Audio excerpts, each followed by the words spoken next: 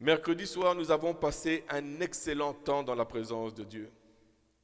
Et je profite de l'occasion pour vous encourager. Ce n'est pas une obligation, mais je vous encourage à venir et à participer dans la prière communautaire.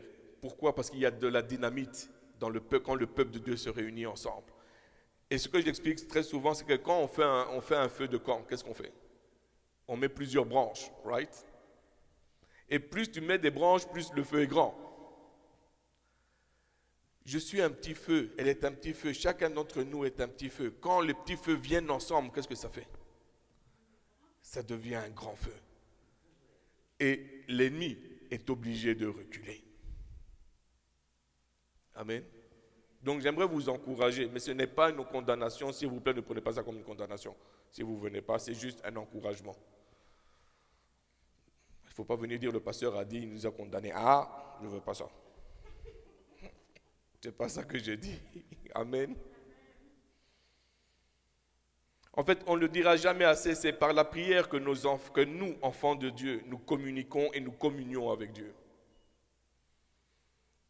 C'est par une prière de foi, pas une prière, mais une prière de foi, que nous accédons aux choses de l'Esprit, que nous rentrons dans la présence de Dieu, que nous prions en vérité et en esprit. C'est avec la prière de foi. Mais c'est par la prière que notre esprit aussi est vivifié. Toutefois, s'il est bien facile de prier de temps en temps ou, pour certains, quelques minutes par jour, il est difficile de prier avec ferveur. Passer des heures dans la présence de Dieu. Juste toi et lui. Et tu restes et tu attends. Tu dis, Seigneur, je ne bouge pas tant que tu ne m'as pas parlé. Je reste dans ta présence. Tant et aussi longtemps que tu ne m'as pas parlé, je reste et je ne bouge pas. Peu importe le ménage, peu importe la cuisine, peu importe, je reste et j'attends que tu me parles. Combien passe le temps comme ça? Et tu regardes, tu vois 15 minutes, le Seigneur n'est pas là. Tu dis, ah Père, parle-moi. Ton serviteur écoute. Je t'ai posé une question, papa. Réponds-moi, enseigne-moi. C'est facile. Père, je viens dans le nom puissant de Jésus-Christ. Alléluia. Je viens, je te demande. Amen. Dieu va le faire, j'ai l'assurance. Et Dieu dit, mais je veux te dire quelque chose. Ah, pas maintenant, je suis occupé.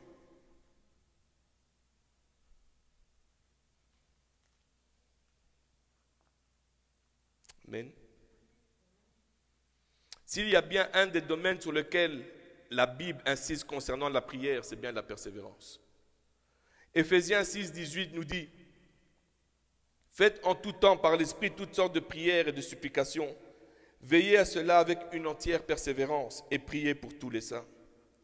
Colossiens 4, 2 nous dit, persévérez dans la prière, veillez-y avec action de grâce. Romains 12, 12 nous dit, réjouissez-vous en espérance, soyez patients dans l'affliction, persévérez dans la prière.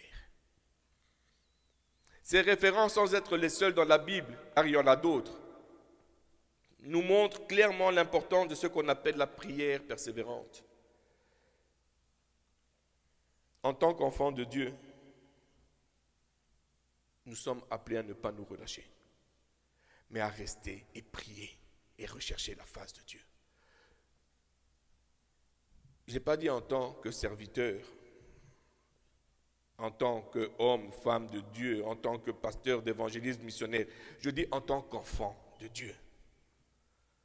Nous sommes tous appelés à ne pas nous relâcher, mais à persévérer dans la prière. Et prier jusqu'à ce que l'exaucement arrive. Amen. Malheureusement, pour la plupart d'entre nous, lorsque nous prions que l'exaucement tarde à venir, qu'est-ce que nous faisons? Nous baissons les bras et abandonnons la cause. Nous ne prions plus de fil en aiguille. Et qu'est-ce qui se passe? Nous finissons par tuer notre vie de prière. Je t'ai demandé, mais... Ça te rappelle quelque chose? Le Saint-Esprit me convainc que plusieurs parmi nous sont dans un désert en ce qui concerne leur vie de prière.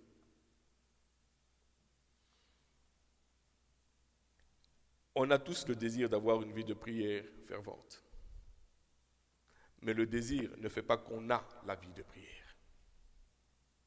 C'est juste un désir. Et tant qu'on ne met pas en action, ça va rester un désir. Tant qu'on ne se met pas en position, tant qu'on ne fait pas l'effort pour avoir une vie de prière fervente, ça restera toujours un désir. Ce matin, le Saint-Esprit veut nous communiquer la ténacité dans nos prières.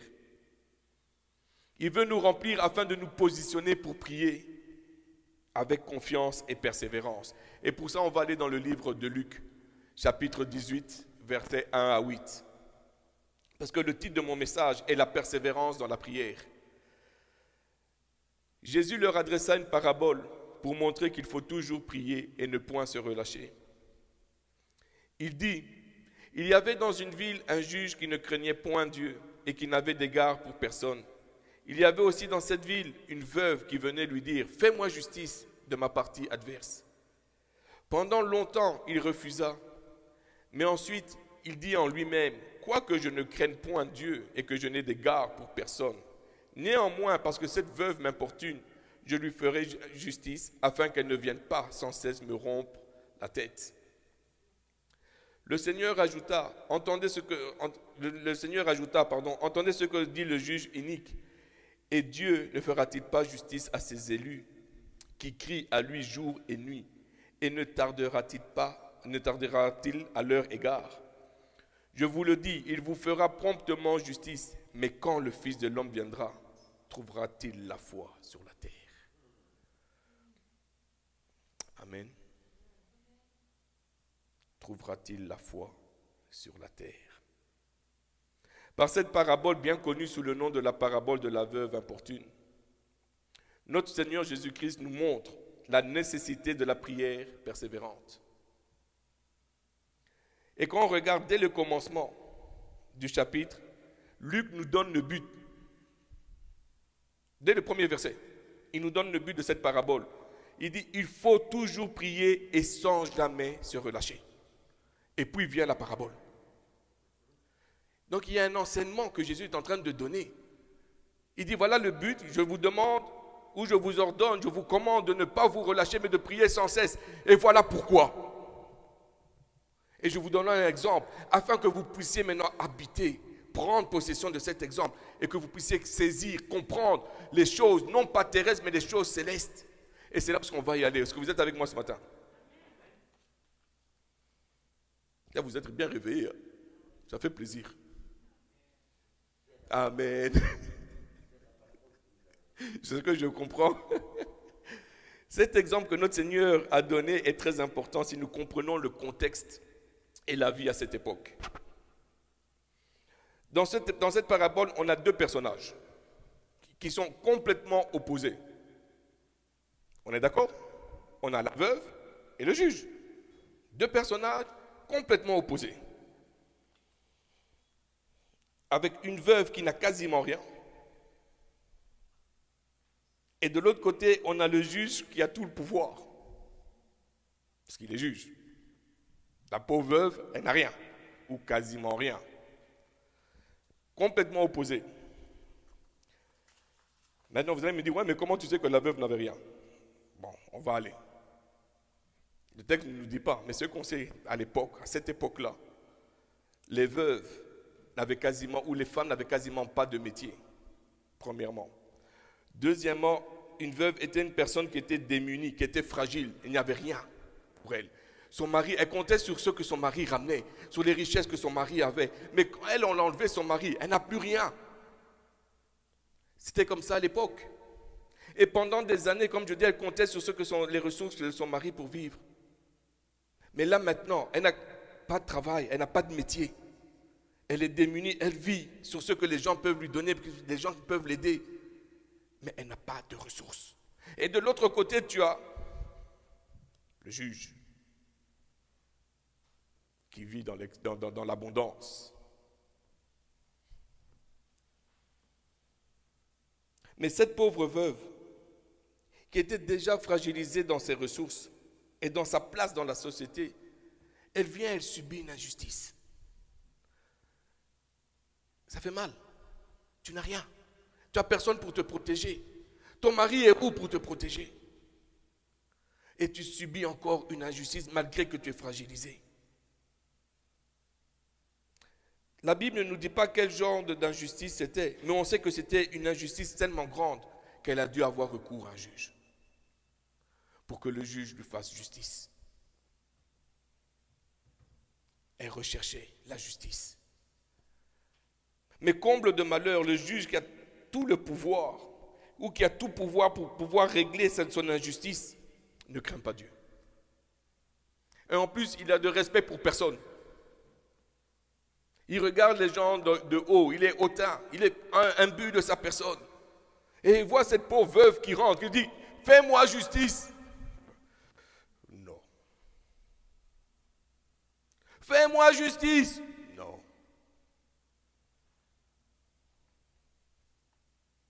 Avec ce juge-là, il était tellement puissant que personne ne pouvait lui faire quoi que ce soit. On lui donnait les meilleures places dans les fêtes. Tout le monde voulait être dans les bonnes grâces du juge parce que je ne sais jamais, si jamais il y a une injustice, il va se souvenir de ce que je lui avais fait.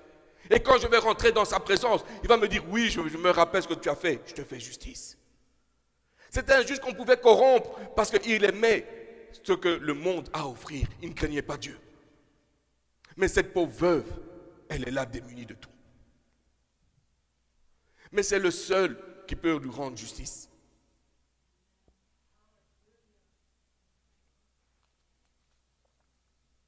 Amen. Vous voyez, j'aimerais qu'on puisse comprendre qu'elle n'avait pas d'autre moyen pour avoir justice.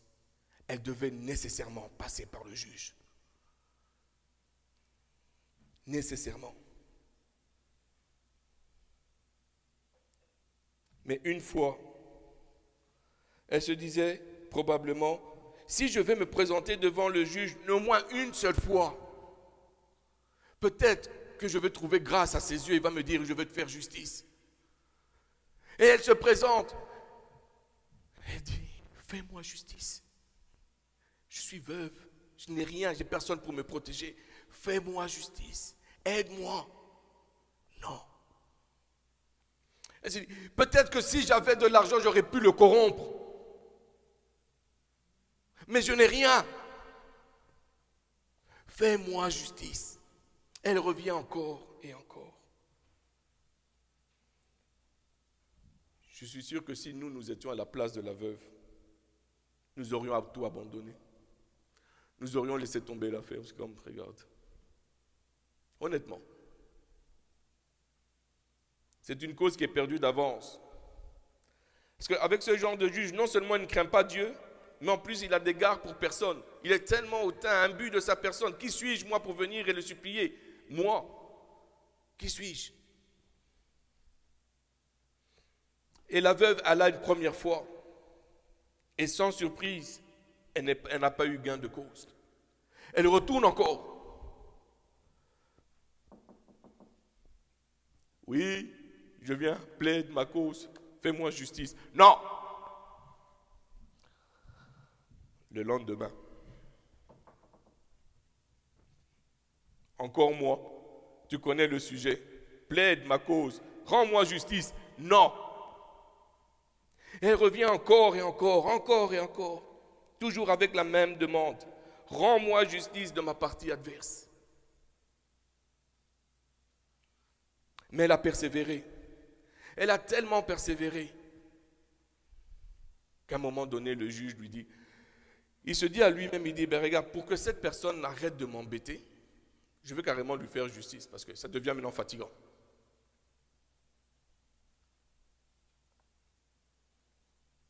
Et le juge donne à la femme ce qu'elle lui demande, car il voulait avoir la paix. Amen.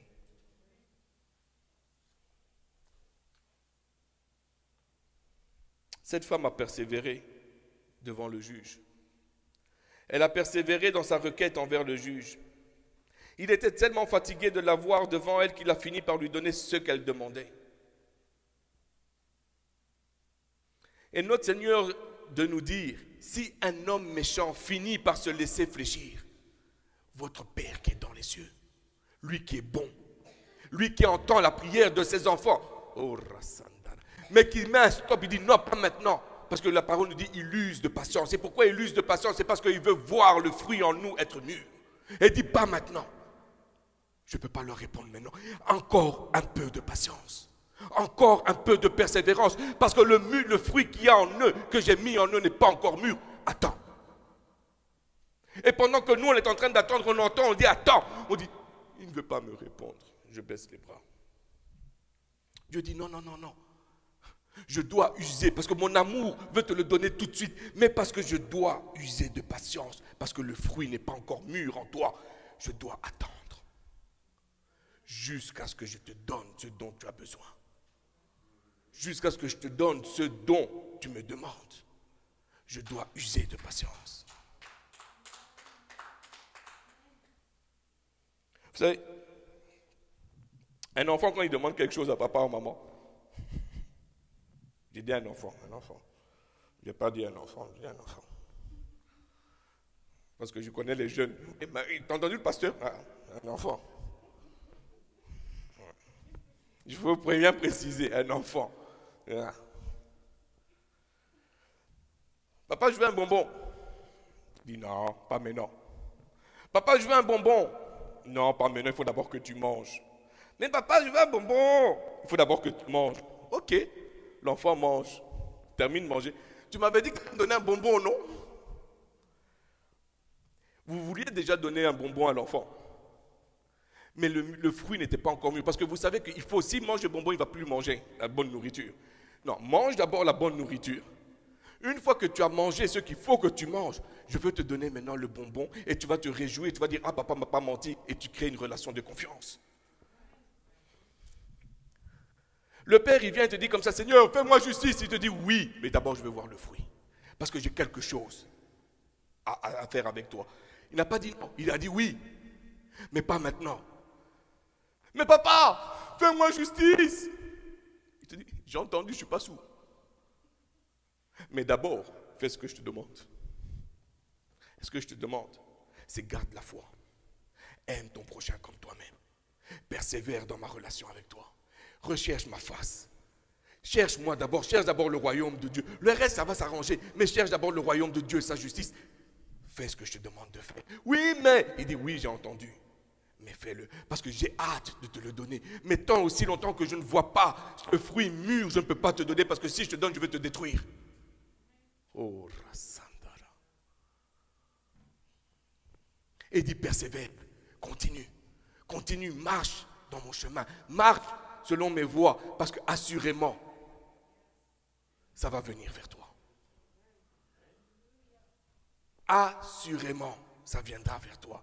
Le livre de Malachie qui vient, qui dit comme ça, si cette promesse retarde un peu, elle va venir. Assurément, elle viendra.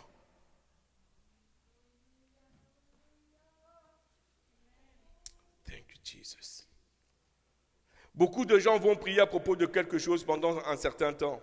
Et quand la réponse ne vient pas, quand ils pensent qu'elle devrait, parce que nous aussi on a notre temps. Seigneur, je te donne 3 mois pour répondre, parce que si tu ne me réponds pas après 3 mois, ça veut dire que tu ne veux pas. Seigneur, je prie pour telle situation, pour telle histoire, pour telle personne. Si je vois la personne est en train de changer, mais dans l'autre côté, où la situation s'aggrave, qu'est-ce qu'on fait? Bon ben, c'est à croire que c'est son choix. Hein. Regarde, moi j'ai fait ce qu'il m'a demandé, ce sont ses enfants après tout. Regarde, s'il veut, il va changer, sinon il va me faire passer à travers, mais bon ben, on baisse les mains, quoi. On accepte la défaite. Mais vous voyez, dans ces versets, le Seigneur Jésus nous montre à ses disciples l'importance de rester persévérant dans la prière. Et il choisit quoi? Il choisit l'histoire d'une veuve vulnérable.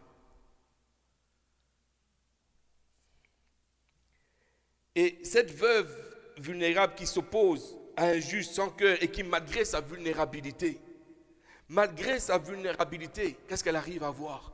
Gain de cause. C'est...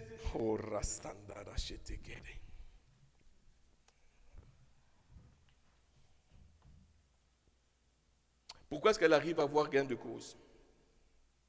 Grâce à sa ténacité. Elle est restée tenace. Et le Seigneur veut nous enseigner l'importance de la persévérance, de la ténacité dans notre vie de prière.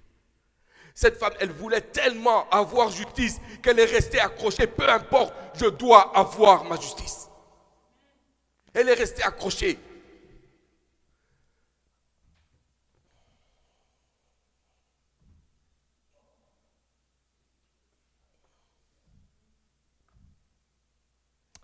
Jusqu'à quel point êtes-vous tenace dans vos prières, frères et sœurs? Jusqu'à quel point êtes-vous persévérant dans les prières que vous vous adressez à Dieu? Jusqu'à quel point? Peu importe à quoi ressemble la situation, les circonstances auxquelles nous faisons face, nous devons toujours prier. Nous devons prier sans cesse, sans nous relâcher. Vous voyez, notre Seigneur Jésus-Christ tenait à ce que ses disciples prient continuellement afin d'accomplir la volonté de Dieu pour leur vie. Qui veut servir Dieu dans cette maison ici? Vous êtes sûr que vous voulez servir Dieu? Vous êtes sûr? Commencez à plier le genou.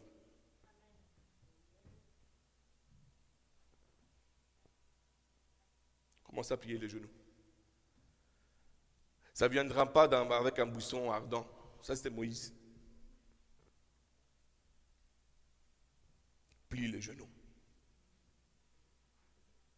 Et dit, Père, utilise-moi. Je suis à ta disposition. Utilise-moi. Amen.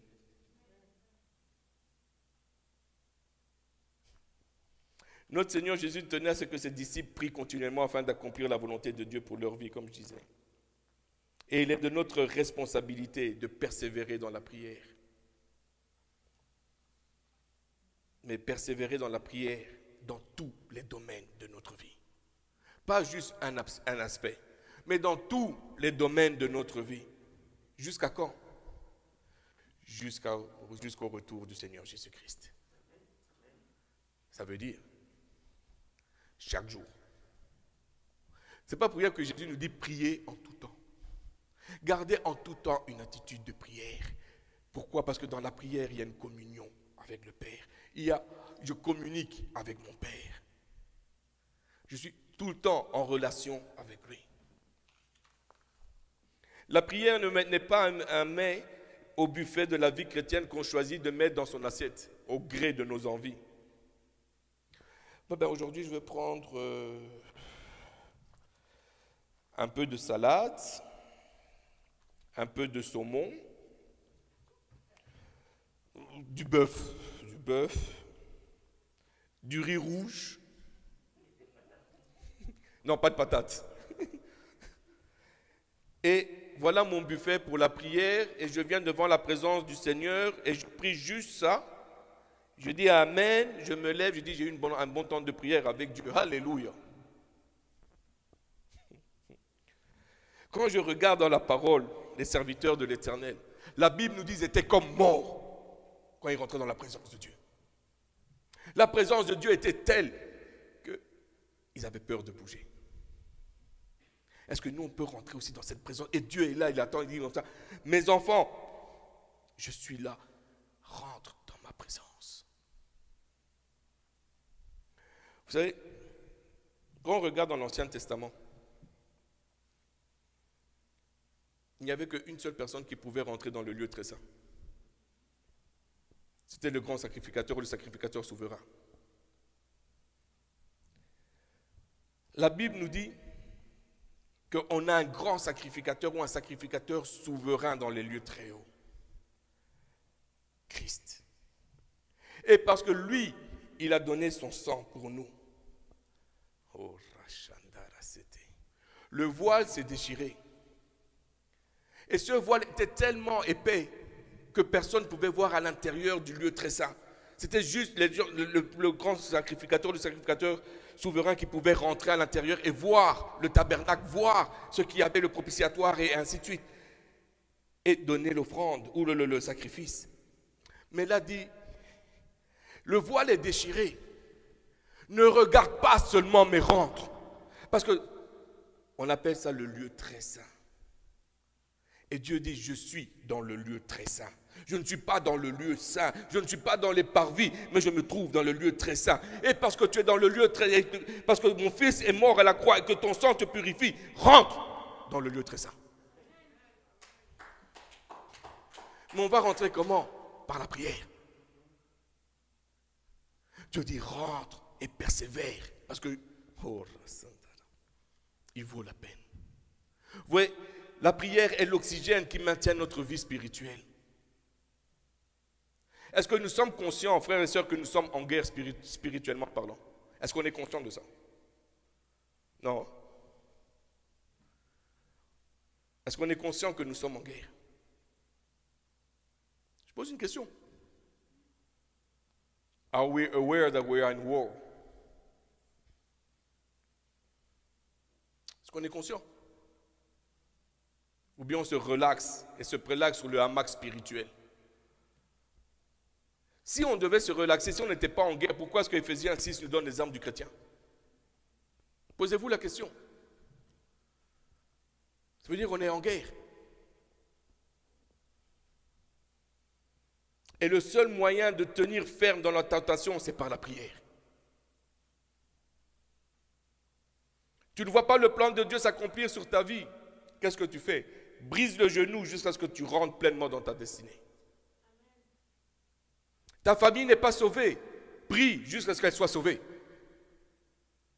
L'ennemi attaque ta santé ou la santé d'un frère. Prie jusqu'à ce que Dieu dise son dernier mot. Tes enfants sont dans la drogue ou esclaves d'une dépendance. Prie jusqu'à ce que l'ennemi lâche prise. Prie. Pleure pour les âmes de tes enfants. Pleure pour les âmes. Pleure parce qu'ils vont en enfer. Pleure.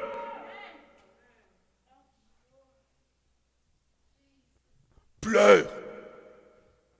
Parce que tu ne veux pas que l'ennemi les vole. Pleure. Pour le salut de leur âme. Pas juste bénis-les. Pas juste sauve-les si tu veux. Pleure. Devant ton Dieu. Pleure. Va les chercher et arrache-les. Mais pleure et prie.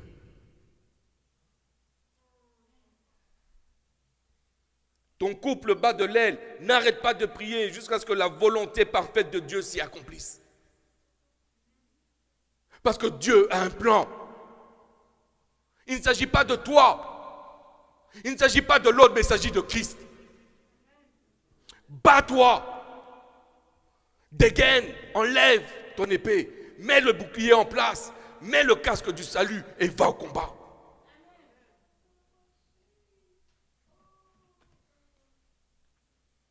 Le célibat perdure dans ta vie. Frappe jusqu'à ce que la porte ouvre. Frappez, on vous ouvrira. Demandez, vous recevrez. Cherchez, vous trouverez. Mais c'est dans la prière. La prière persévérante, la prière fervente. Cherche ton Dieu. Ephésiens 6, 18 nous dit, faites en tout temps, par l'Esprit, toutes sortes de prières et de supplications. Veillez à cela avec une entière persévérance et priez pour tous les saints. Nulle part il nous est dit de prier une fois et ensuite de vaquer à nos occupations et Dieu fera le reste. Vous voyez, frères et sœurs, j'aimerais pouvoir vous apporter des prédications qui vous disent le contraire. Des prédications qui vous caressent dans le sens du poil. Des prédications qui vous amènent à rester dans le confort en vous disant que tout est correct, que Christ a tout accompli sur la croix et que vous êtes dispensés de prière, de jeûne, de méditation de la parole de Dieu. que vous êtes dispensés de communion avec le Saint-Esprit et tout ce qui va avec. Mais non, je me refuse de le faire. Je vous aime assez pour vous prêcher la vérité de la parole, et même si je dois vous caresser dans le sens contraire du poids, je vais le faire. Je prie donc le Saint-Esprit pour qu'il puisse vous fortifier. Parce qu'il s'agit de notre vie éternelle. Il s'agit de notre vie éternelle. Et je ne suis pas prêt à jouer avec votre vie éternelle, avec ma vie éternelle. La vérité de la parole, c'est la vérité de la parole. Je ne veux pas venir mettre des fleurs. Ce que la parole dit, c'est ce que je veux dire. Amen. Vous voyez, ce matin, frères et sœurs, il y a une urgence dans mon esprit. Le Seigneur veut que ses enfants comprennent que nous sommes en guerre. Et cette guerre va déterminer notre éternité. Soit on perd, soit on gagne. Soit on va en enfer, soit on va au paradis. Il n'y a pas de purgatoire. La Bible ne parle jamais de purgatoire. Soit c'est blanc, soit c'est noir. Soit c'est lumière, soit c'est ténèbres. Amen. On est en guerre. Spirituellement parlant, on est en guerre. Et vous savez, notre ennemi n'a pas des années d'expérience. Non. Il a des siècles d'expérience. Il sait comment avoir l'être humain. Il sait comment nous avoir. Et ce n'est pas avec des petites prières ici et là que nous allons avoir la victoire. Mais nous devons prier avec ferveur. Pourquoi? Parce que notre vie en dépend. Que je rentre dans la présence du Père et que je dis, me voici. Parle, je t'écoute. Me voici, Seigneur. Parle, je t'écoute. Parle, j'obéirai. Parle. Alléluia.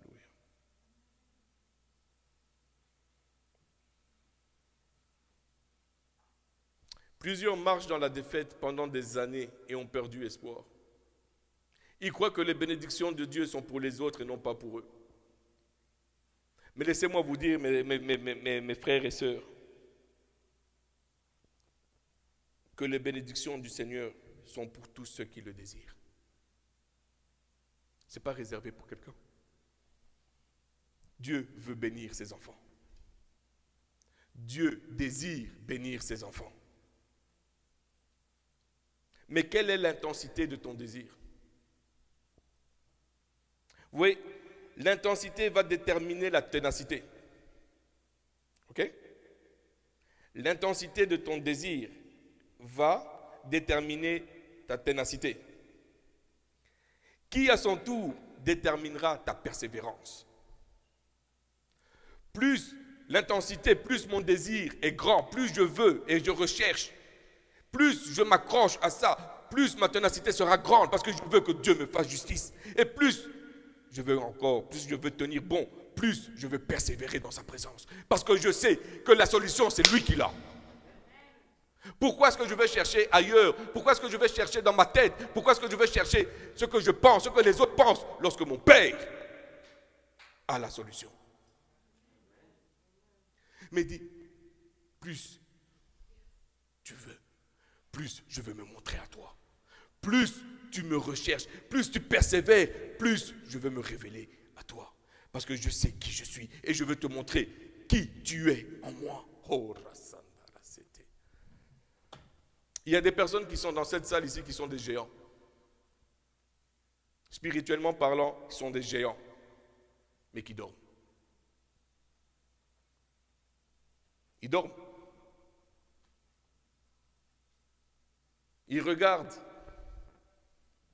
leurs compétences et pensent qu'ils n'ont rien à donner. Mais Dieu dit, j'ai déposé en toi des secrets. Libère-les. La prière persévérante n'est pas un bras de fer qu'on entreprend avec Dieu dans le but qu'il lâche prise et qu'il nous donne ce que nous voulons. Ce n'est pas ça la prière persévérante. Parce que Dieu est souverain, il fait ce qu'il veut, quand il veut, comme il le veut. Et personne ne peut lui tenir tête de toutes les manières. Dieu n'exige pas la prière persévérante parce qu'il prend un malin plaisir à nous voir le supplier encore et encore comme le juge inique dans notre histoire. Ce n'est pas ça que Dieu veut. Ce n'est pas ça la prière persévérante. Très souvent, ce qu'on pense, on dit mais je suis venu combien de fois, j'ai répété les mêmes choses encore et encore et encore, mais il n'y a rien qui change. Prier avec persévérance est un acte de foi, de confiance qu'on a envers Dieu. En théologie, on dit comme ça que la prière du juste, la prière faite avec foi, fait bouger la main de Dieu qui fait bouger le monde. Est-ce que vous avez saisi cette vérité? La prière de la foi, de l'homme juste, de la prière qui prie avec foi, d'une personne qui prie avec foi, fait bouger la main de Dieu qui fait bouger le monde. Ça méritait un amen, mais ce n'est pas grave. Vous voyez, au travers de notre persévérance, Dieu éprouve notre foi et la fait grandir pour nous permettre de tenir ferme contre toutes les adversités auxquelles nous faisons face. Dieu est en train de t'exhorter, de te dire comme ça, bon maintenant bats-toi maintenant, parce que si tu te bats maintenant et tu persévères dans la prière, maintenant tu pourras résister à la tentation qui sera plus grande qui va venir devant toi. Prépare-toi maintenant. Et toi tu dis, mais non, moi je ne vais pas, ça ne me tente pas, mais non, de toute façon personne ne comprend. Dieu dit, oui, moi je te comprends, mais prépare-toi. Non, donne-moi d'abord, donne-moi encore. Dieu dit, je vais te donner, mais prépare-toi. Et quand tu commences à comprendre, tu saisis, tu commences à te préparer à persévérer. Dieu est en train d'aiguiser ton épée. Oh. Il aiguise la connaissance et la révélation de sa parole. Que quand l'ennemi va venir, à ce moment précis, tu pourras faire face à la tentation. Frères et sœurs, acceptons de persévérer dans la prière. Lorsque nous prions et que nous avons la certitude que nos prières sont justes et conformes à la volonté de Dieu, nous devons prier instamment jusqu'à l'exaucement de ces prières. Et si l'exaucement tarde, tenons ferme. Si nous avons la certitude que les voies de notre Seigneur sont toujours meilleures que les nôtres et qu'il fait toutes choses parfaites en son temps, alors nous continuerons à prier jusqu'à l'exaucement. Celui qui persévère dans ses prières finit toujours par voir la gloire de Dieu. Toujours. Avant de terminer, j'aimerais vous raconter le témoignage de John Wesley que j'ai lu sur Internet. Je ne sais pas si vous connaissez John Wesley, mais pour ceux qui ne le connaissent pas, c'est un grand prédicateur méthodiste. Et dans ses premières années du ministère, il a fait face à une résistance hors pair. Il a rencontré à plusieurs reprises des refus et de dénégations. Je m'explique.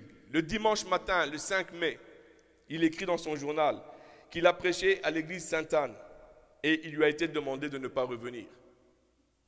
Waouh! Ça fait mal. Le dimanche après-midi 5 mai, il va prêcher à l'église Saint-John et les diacres lui ont dit de sortir et de rester dehors. Ouf! Le même jour. Le dimanche 12 mai, il prêche à Saint-Jude et il ne peut pas y retourner non plus. On l'a mis dehors. Il dit, ouais, mais abandonne carrément, gars. C'est pas Dieu, c'est pas ton appel. Abandonne. Tu es sûr que Dieu t'a appelé? Le dimanche 19 mai, il va prêcher dans une église. Les diacres ont convoqué une réunion spéciale et lui ont dit qu'il ne pouvait pas y revenir. Waouh! Le dimanche 26 mai, il prêche dans la rue et il a été viré même de la rue. Tu te dis, mais attends. Hey, ça va faire. Le dimanche après-midi, toujours le même jour, mais l'après-midi maintenant, il prêche, le dimanche matin, le 2 juin, il prêche à la périphérie de la ville. On le chasse de l'autoroute. Seigneur, c'est quoi? Tu m'as appelé. Je suis là en train de prêcher, les voitures passent, même là, on me met dehors.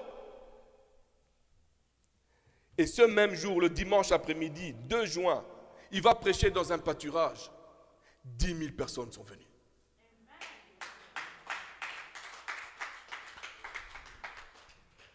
Frères et sœurs, il a persévéré.